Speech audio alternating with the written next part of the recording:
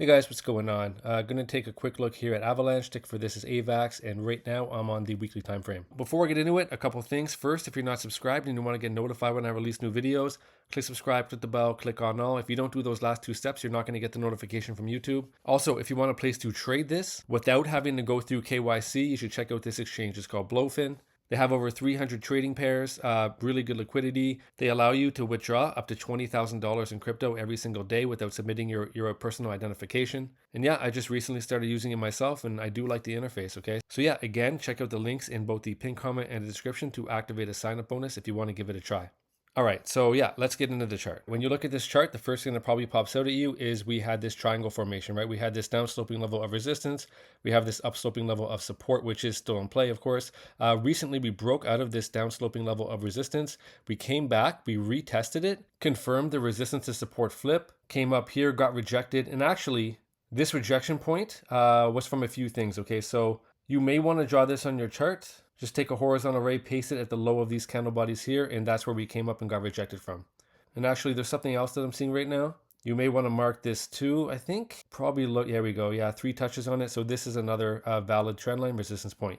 All right, so if you want to trade Avalanche, that's something you might want to mark on your chart as well. But for now, I'm just going to delete it because I don't want my chart to be too cluttered as I explain this, okay? So anyway, here we got rejected, we came back down, and what we're doing right now is we're putting in a second retest of this broken level of resistance, right? So as you know, if you follow this channel or just know anything about TA, oftentimes broken support will flip to a resistance, and when you break out of a strong established level of resistance, more often than not, actually, the price will retrace and test it as a support. So in this case, the first retest was successful. However, we got smashed down at this horizontal resistance, and now we're putting in another test of it again. All right, so hopefully this holds. So yeah, if you want to trade this, make sure you have both of these trend lines marked, okay? Now, there's 2 other levels that I recommend you draw on the chart. First, horizontal line right here, and I would suggest that you just paste it right at the top of these candle bodies, okay? So you see there was resistance here, resistance here, resistance here, resistance here. And when we broke above it, the following 2 weeks, we just kind of battled with it a bit to see if we're going to actually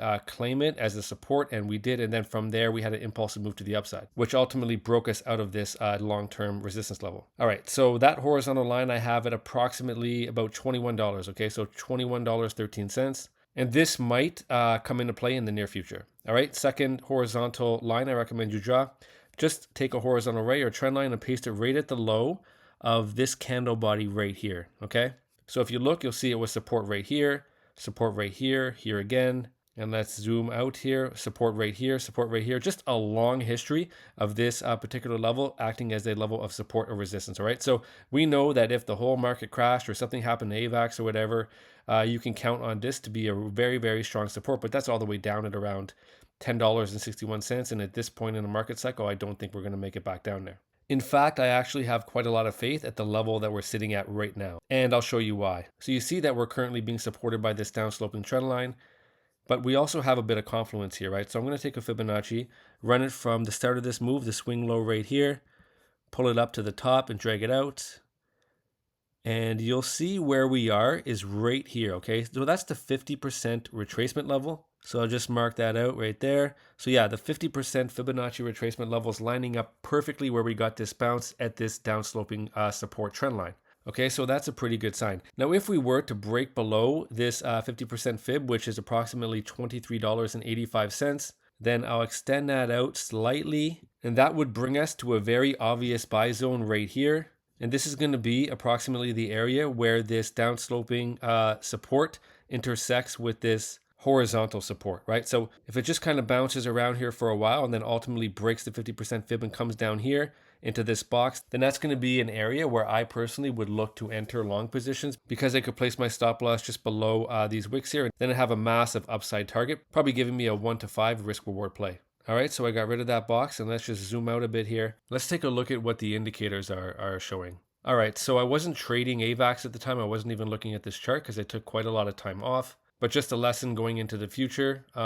This right here, for anybody paying attention, would have been an amazing place to take a short because we just had so much confluence that the momentum was giving out, okay? First, we were at a major level of resistance. Actually, we were at 2 major levels of resistance, okay? So we had this horizontal level of resistance, which I just pointed out. In addition to that, we had this, which I also just pointed out. Okay, so dual resistance zone right here. But if you look down here at this RSI, we were putting in a bearish divergence as well. In a bearish divergence, if you're not familiar with it, it looks kind of like this. So you see we put in a high here, then we put in a higher high. Well, if you look to the RSI, we had a high and then we had a lower high. So yeah, this is just called a bearish divergence, and it kind of gives you a little bit of foresight into what's likely going to happen with the price before it actually happens. And then also, as this was all happening, this momentum oscillator was way up here at the top. All right, so as for where we are right now, this is starting to cool off. We're coming back down. RSI has dropped dramatically, and now we're back down here sitting at the 50% fib, and we're putting in another retest of the broken level of resistance. All right, so all in all, this looks pretty good to me. We're in a pretty good spot here.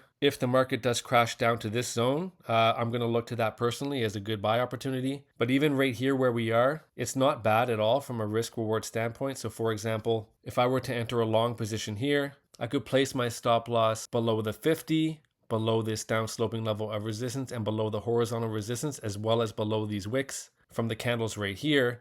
And even if I did that and then I just targeted back up to this previous zone where we just got rejected, even that would give me a 1 to 3 risk reward ratio trade, meaning for every $1 I risk, I could potentially get $3 in return. Now, granted, this is the weekly time frame and this is a massive stop loss, right? So this is a 36% risk. So I definitely wouldn't recommend a trade like this with a large sum of your capital. I'm talking just a small percentage of your balance, but to the upside, you're going to get over 112%.